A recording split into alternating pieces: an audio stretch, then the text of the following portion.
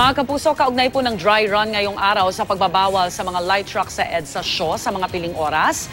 Makakapanayam natin si MMDA Chairman Tim Orbos. Good morning po, Chairman Orbos. Ay, Ma'am Maria, magandang umaga po sa inyo. Good morning po sa inyo. Kay Arnold, magandang morning, umaga sir. po. Morning. Yes po. Gaano ba karaming sasakyan ang mababawas sa traffic sa EDSA Shaw sa pamamagitan nitong light truck ban natin?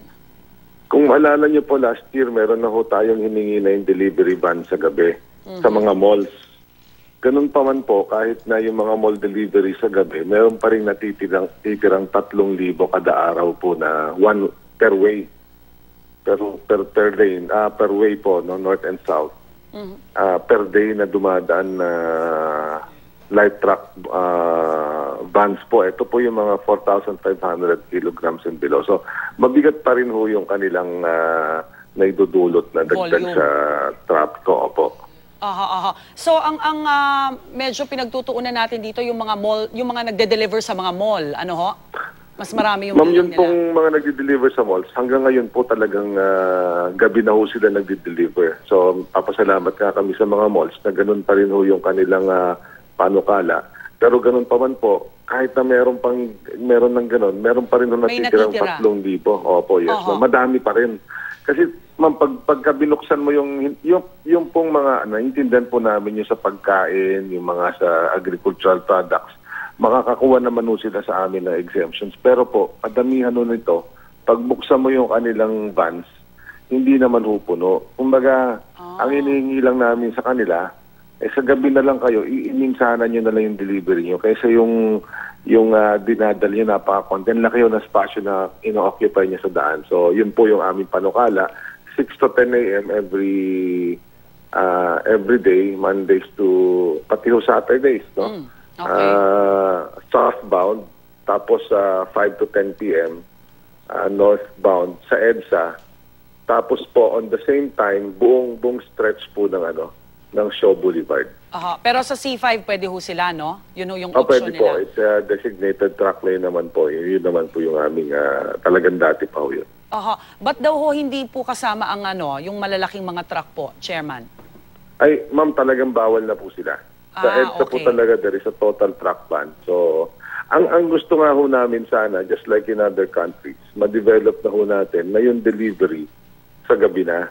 Lahat po ng klaseng delivery, lahat po ng pati nga ho basura, talagang tinutulak ko na ho sa gabi na. So, kailangan ho talaga behavioral. Kailangan matuto tayo na gawin sa gabi yung mga ibang bagay-bagay para sa daytime, hindi na rin ganun kabigat.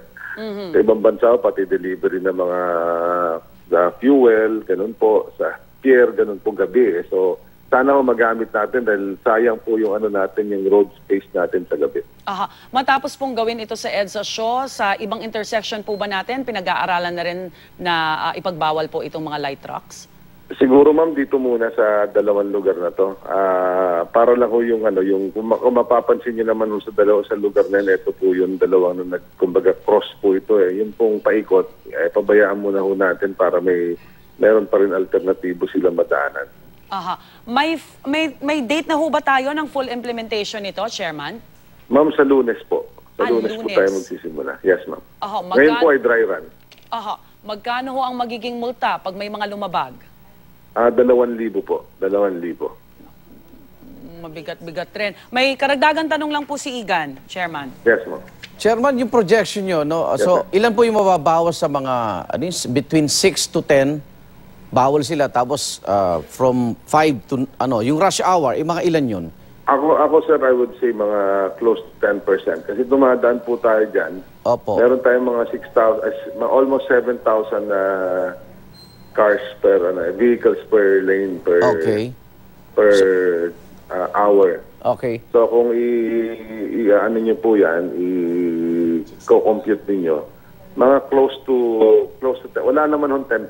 Pero still ho, mabigat po yun dahil malaki yung spasyo niya Hindi naman kotse yun. So yung between 10 a.m. naman to 5 p.m. na allowed na sila, back to normal na tayo?